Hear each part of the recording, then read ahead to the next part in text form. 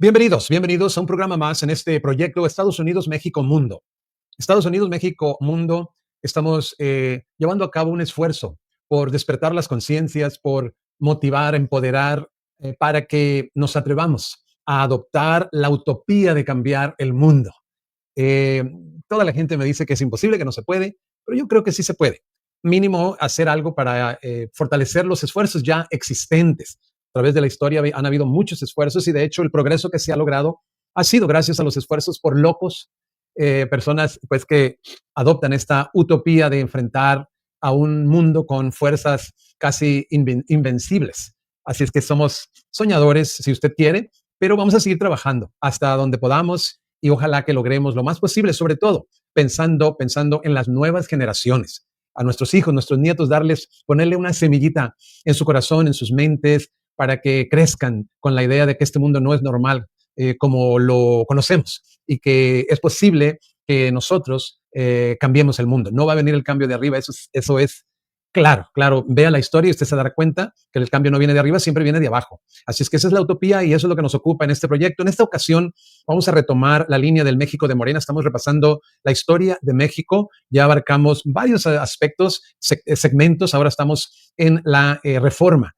Hablando específicamente de Porfirio Díaz y el porfiriato, parte 4, le motivamos a que vea la serie completa desde el principio. Están los videos ahí listos. Estoy haciendo esto como una especie de curso, si usted quiere, de manera que en cualquier momento uno pueda tomarlos, ¿verdad? Y van en secuencia. Así es que gracias por acompañarnos. Le vamos a pedir que si usted considera que vale la pena pues diseminar estos mensajes, que lo comparta para que aparezca en su muro. Le recuerdo que el proyecto se llama Estados Unidos, México, Mundo. Le recuerdo que estamos en Facebook y en YouTube y también estamos tratando de llegar a muchas más personas. Así es que ahí tiene esta pequeña introducción. Y ahora sí, vamos a entrar en materia haciendo uso como de costumbre de nuestro PowerPoint. Muy bien, pues vamos a ver en esta ocasión, vamos a ver la instauración del porfiriato. La instauración del porfiriato. El personaje de Porfirio Díaz Mori es bastante controversial, yo diría, porque por un lado estuvo con Juárez, fue un general instrumental clave para echar fuera a los invasores franceses, y ya cuando él empieza a buscar la presidencia cambia y vemos a otro Porfirio, y es ahí donde entra esa controversia en este personaje. También no cabe duda que durante su gestión como se produjo un progreso bárbaro en México, pero la paradoja es que solamente benefició a unos pocos, y esa es la gran crítica, y uno se pregunta cómo es que después de tanto progreso, la siguiente transformación, cambio considerable en la historia de México fue la revolución. ¿Cómo se interpreta que después de tanto progreso venga la revolución? Eso implica que había un gran sector, la mayoría de los mexicanos, que no vieron más que abusos, corrupción, pero no un progreso para ellos, solamente para el círculo de este líder, de este político mexicano. Muy bien, pues la instauración del porfiriato, vamos a continuar. Al regresar al país, Díaz promovió una campaña de desprestigio al presidente González por su corrupción, entre comillas, y de ensalzamiento de su propia figura para que la gente anhelara su regreso a la presidencia. Dice aquí, compitió, entre comillas, en las elecciones y ganó, entre comillas, nuevamente la presidencia para el periodo de 1884-1888. A partir de entonces, para preservar la tan apreciada estabilidad política, y esto entre comillas, reformó la Constitución para prolongar su mandato hasta 1916. Así, en 1887, durante su segundo periodo presidencial, con el apoyo del Círculo Porfirista, estableció la reelección por solo un periodo más para mantener el poder de 1888 a 1892. Antes, en 1886, ordenó al jefe político de Zacatecas asesinar a balazos al jefe antireeleccionista Trinidad García de la Cadena, ex gobernador de ese estado y candidato presidencial en las elecciones de 1880. Después, en 1889, curiosamente, el gobernador de Jalisco, Ramón Corona, posible candidato presidencial, murió como resultado del sorpresivo ataque a cuchilladas de Primitivo Ron, un loco, entre comillas, que de inmediato se suicidó, entre comillas, con el mismo puñal que usó en el atentado. En 1890, Díaz haría que el Congreso aprobara la reelección sin limitaciones, lo que abrió la posibilidad de que se reeligiera libremente hasta 1916. Y ahí puede ver usted todos los periodos, ¿verdad? En 1903 se amplió el periodo de gobierno de 4 a 6 años, o sea, a sexenios como lo tenemos ahora. Fue la revolución la que lo obligó a renunciar en 1911. Esta es la dictadura, este es el porfiriato. Díaz mantuvo las elecciones, sí, para dar una fachada legal y democrática a su dictadura. Las elecciones eran indirectas, es decir, los electores, que eran ciudadanos mexicanos mayores de 21 años o de 18 si eran casados, votaban por un representante que, junto con los demás representantes elegidos, designaban a quienes debían ocupar los cargos públicos. Lo anterior dejaba la puerta abierta al fraude electoral. Además, como el electorado era mayoritariamente ignorante y pobre, la oligarquía manipulaba fácilmente el voto, por lo que los comicios eran más que nada un ritual democrático. Alicia Salmerón, en su escrito en la campaña presidencial de 1892, señala, se abre comillas, aun cuando Porfirio Díaz aparecía cada 4 años como candidato incontestable, las campañas electorales seguían siendo escenarios de lucha entre los propios intereses comprometidos con el régimen. Despertaban debates y movilizaban a la clase política, se constituían en espacios de negociación y de reacomodo de fuerzas. El pacto, celebrado en apoyo a la reelección, no implicaba la inactividad de los grupos a favor de sus propias posiciones de poder.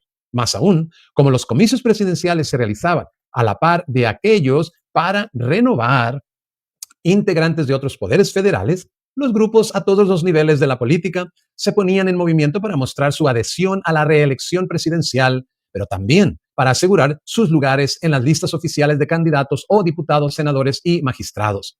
Así, aún bajo un esquema no competitivo, las elecciones federales representaban coyunturas marcadas por pugnas y negociaciones, trances de importante tensión política.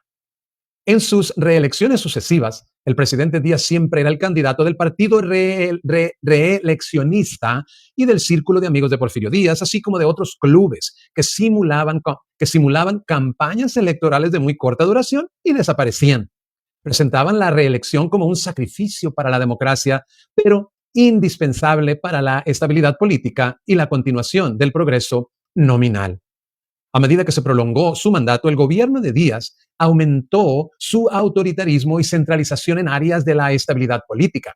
Sin embargo, al morir algunos de sus hombres de mayor confianza, tuvo que permitir el ingreso de nuevas figuras, lo que tendría consecuencias políticas importantes. Joaquín Baranda, por ejemplo, que fue ministro de Justicia a partir de 1882 y que representaba la tradición liberal, civilista y democrática. José Ives Limantur, secretario de Hacienda desde 1893, profesional acaudalado y miembro del grupo de los científicos que desde el positivismo divulgaba la inevitabilidad histórica del porfiriato y pugnaba por fomentar la economía y reformar la sociedad científicamente por medio de un gobierno fuerte, pero que en realidad era un grupo de racistas afrancesados que representaban a los grandes negocios extranjeros. Y el general Bernardo Reyes, ministro de Guerra y Marina en 1902, popular entre el ejército y sectores de empresarios norteños opuestos a los científicos, así como entre gente de clase media e inclusive de trabajadores por su obrerismo demostrado como gobernador de Nuevo León. Díaz sacó provecho político de estos grupos, los mantuvo en pugna, jugó con sus aspiraciones presidenciales, especialmente en vísperas de su cuarta reelección, cuando apoyó a Limantur como su sucesor y para que negociara con Reyes la aceptación de su candidatura. Paco de Monterrey, y al hacerlo exitosamente, lo mandó de viaje a Europa para descartarlo a su regreso por ser hijo de extranjero y quedar él, otra vez, como el caudillo necesario, entre comillas, y volverse a reelegir. Finalmente sacó de la política a Baranda y también a Reyes. Optó por los científicos, entre comillas, pero solo les concedió la vicepresidencia en la persona de Ramón Corral, a quien propuso Limantur en 1904. La creación de la vicepresidencia tuvo como fin preservar la estabilidad del régimen en caso de fallecimiento del dictador, dada su avanzada edad. Díaz no solo era importante para mantener la estabilidad política, sino también la economía, como depositario de la confianza de los empresarios extranjeros y nacionales, cuyos intereses garantizaba, al grado de que un quebranto en su salud podría provocar la caída del valor de las acciones de las más poderosas empresas. En esa medida se volvió tan importante ese cargo que el propio Francisco I. Madero consideró la opción de ser vicepresidente bajo el poder del dictador como un avance hacia la democratización del país, Pero Díaz reelegiría también a Corral, perdón, pero Díaz reelegiría también a Corral en 1910, con lo cual clausuraría la vía electoral para el cambio. Pero al optar por los científicos, Díaz fracturó a la élite política que activa o pasivamente lo apoyaba. Al no optar por Bernardo Reyes, incluyó a todos los demás grupos y esto los llevó a buscar otros medios para luchar por el poder, desde clubes y partidos políticos hasta la revolución armada. Díaz se vio obligado a recurrir cada vez más a la imposición, al autoritarismo y a la represión, y abonó así las semillas del descontento general hasta que su fuerza política y militar ya no pudo mantenerlo en el poder ante la rebelión generalizada.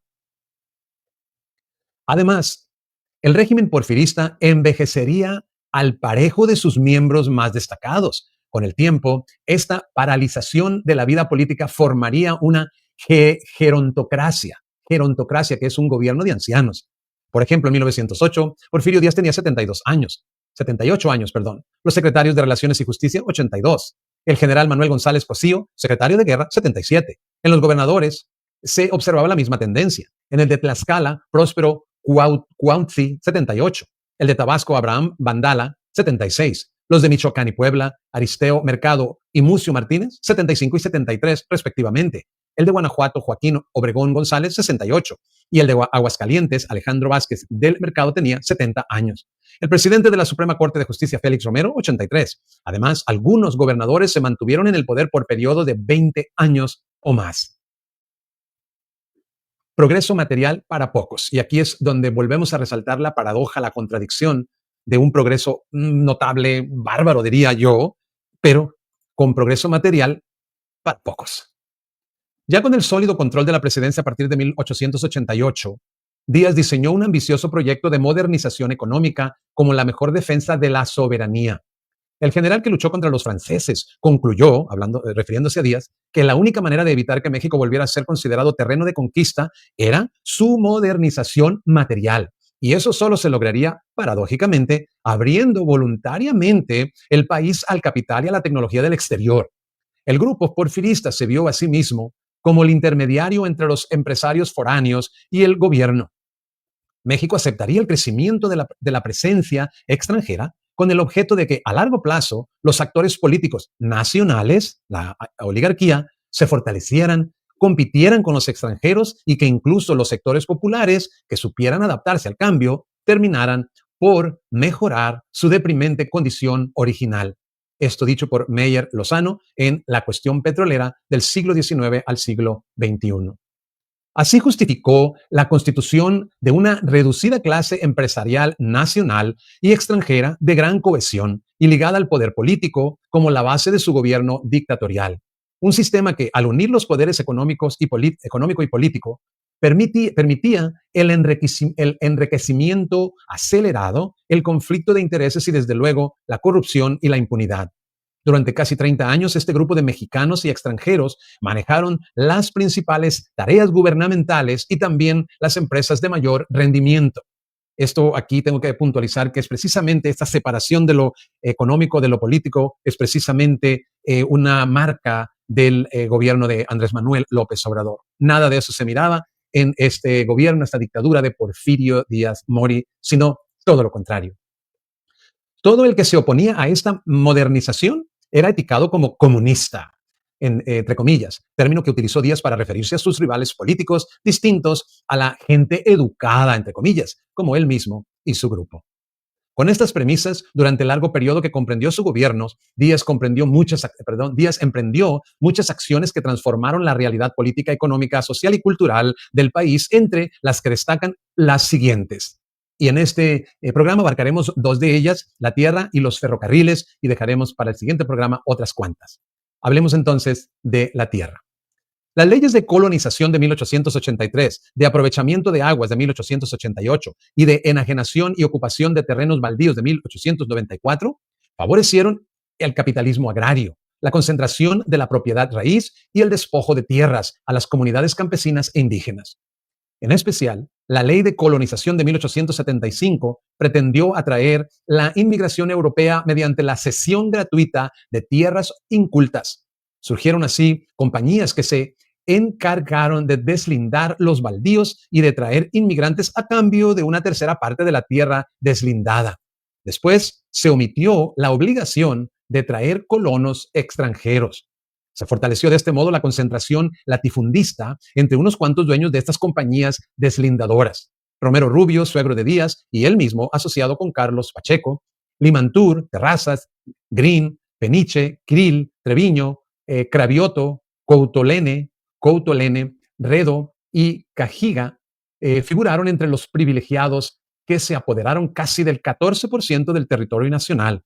8 personas llegaron a poseer más del 22 millones de hectáreas.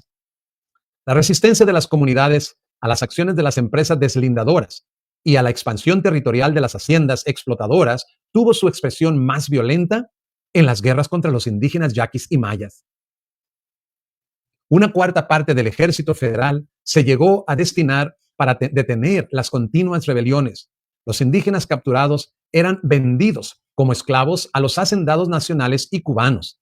John Kenneth Turner en México Bárbaro atestiguó la crueldad de este genocidio. Al respecto, escribió Carlos Fuentes en El espejo enterrado, se abre comillas. En México, la dictadura de Porfirio Díaz se proclamó a sí misma científica e inspirada por el positivismo. Díaz, quien era un hombre de extracción indígena zapoteca, libró salvajes campañas contra la población de los estados norteños de México, Sonora, Sinaloa y Chihuahua. Díaz quería otorgarle estos territorios a los nuevos terratenientes mexicanos fieles a él, notablemente a la familia Limantur y a empresas norteamericanas tales como la Richardson Construction Company de Los Ángeles y la Wheeler Land Company de Phoenix, Arizona. Provocó la rebelión de Tomochic en Chihuahua y en la guerra contra los pueblos yaqui y mayo, los jefes de estos fueron llevados a alta mar en un buque de guerra, encadenados y arrojados al Océano Pacífico. Se cierra comillas.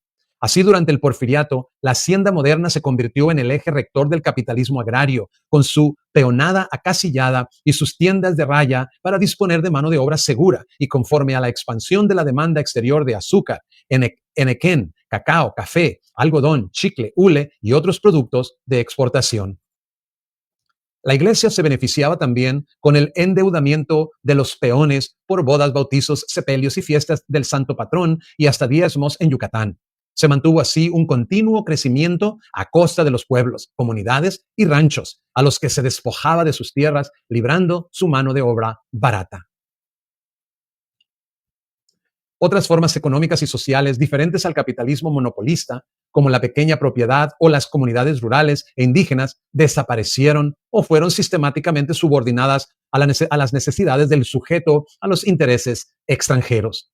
Las haciendas que conservaron su producción tradicional para el mercado interno con frecuencia especulaban con el precio de alimentos como el maíz para aumentar sus ganancias, sin incorporar nuevas tecnologías ni incrementar el salario de sus trabajadores.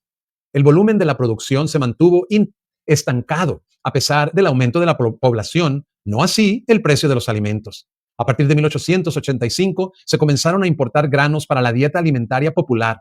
De 1901 a 1910, la importación del maíz pasó de unas 24,000 a casi 230,000 toneladas.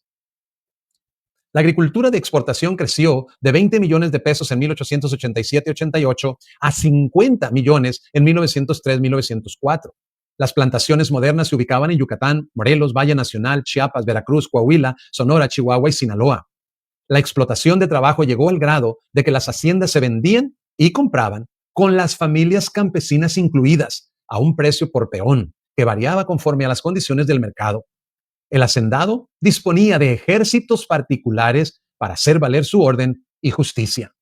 En 1889, el propio Díaz incursionó en sociedad con Carlos Pacheco y otros en el cultivo del ramié para la industria textil en tierras de Veracruz. Además, dada la política de inmigración, buena parte de extranjeros se constituyeron en capitalistas dominantes en ciertas actividades económicas.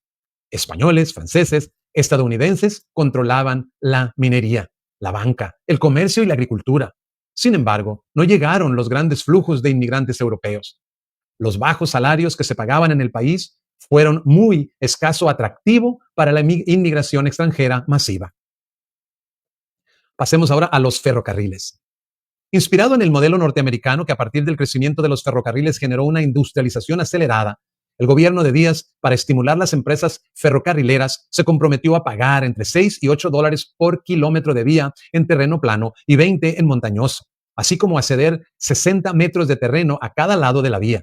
Asimismo, a proporcionar gratuitamente los materiales, perdón, asimismo, a proporcionar gratuitamente los materiales de construcción, a dar el usufructo de los terrenos para las instalaciones necesarias y a exentar de impuestos durante 20 años. Además de todos los estímulos establecidos en la ley de industrias nuevas, además establecidos en la ley de industrias nuevas.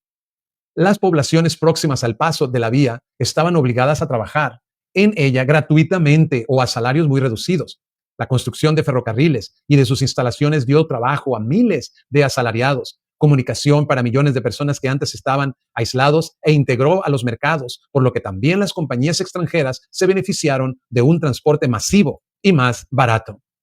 El sistema ferroviario se diseñó para la extracción de materiales primas hacia los puertos para el comercio con Europa y hacia Estados Unidos. Las grandes rutas troncales fueron prolongación de las vías ferroviarias norteamericanas para la exportación de productos mineros, agrícolas y ganado.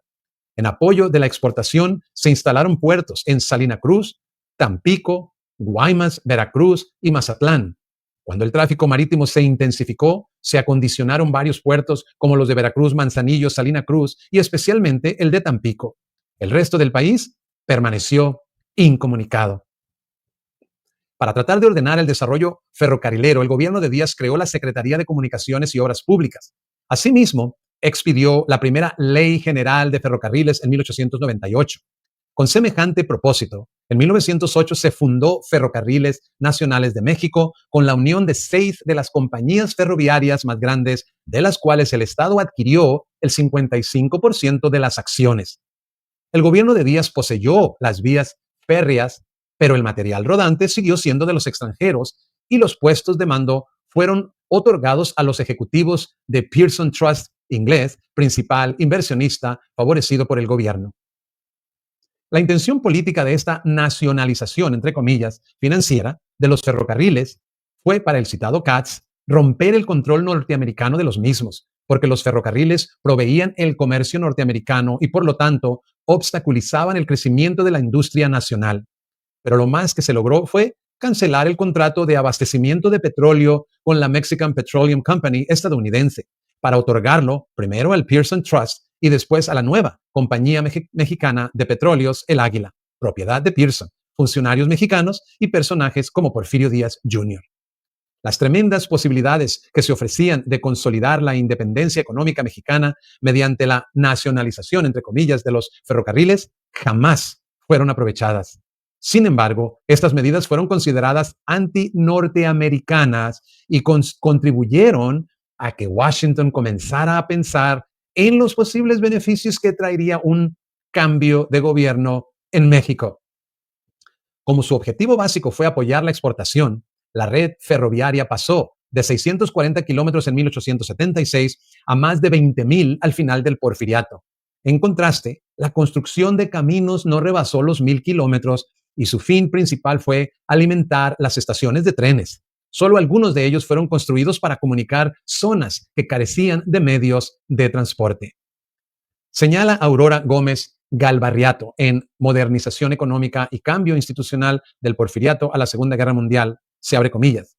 Las redes ferroviarias no solo sirvieron para unir la economía nacional a los mercados extranjeros, sino también articularon el mercado nacional, ya que buena parte de los productos que transportaban estaban destinados a la producción y al consumo internos. El desarrollo de los ferrocarriles, aunado al reciente desarrollo de rutas costeras de embarcaciones a vapor y la abolición de las alcabalas, dio lugar a la construcción por primera vez de un mercado nacional, se cierra comillas. Paralelamente a las vías, comenzó el tendido de líneas telegráficas y telefónicas por todo el país. La primera línea de teléfono que existió en la República Mexicana fue la que se instaló entre el Castillo de Chapultepec y Palacio Nacional el 16 de febrero de 1878. Asimismo, durante el gobierno de Díaz, México quedó comunicado con Europa por cable submarino transatlántico Galveston-Veracruz. Con el desarrollo de las comunicaciones, no solo se estimuló el crecimiento de la economía, sino se fortaleció el poder centralizado del Estado. Se agilizó la toma de decisiones y el movimiento de tropas y rurales. Aquí terminamos este programa. Seguiremos en el siguiente. Continuaremos hablando pues del progreso material para pocos. Ya abarcamos la tierra, los ferrocarriles y seguiremos hablando de la industria, comercio y banca, finanzas públicas, educación, relaciones con Estados Unidos, costo social del auge económico, campo propicio a un estallido social, albores de la revolución, entrevista con Krielman y revolución maderista. Le agradecemos muchísimo su sintonía una vez más. Yo espero que usted esté disfrutando de estos temas, no solo disfrutando, sino también aprendiendo mucho al extraer la esencia de la historia de México y llevarla al presente para ver cómo esa esencia conecta el pasado con el presente, si es que la conecta, y cómo nosotros podemos identificar por dónde va el cambio y si así fuese, cómo podemos contribuir, sumarnos al cambio de México, que créalo o no, está vinculado al cambio del mundo. Páselo muy bien, le agradezco nuevamente su sintonía y nos vemos en el próximo programa.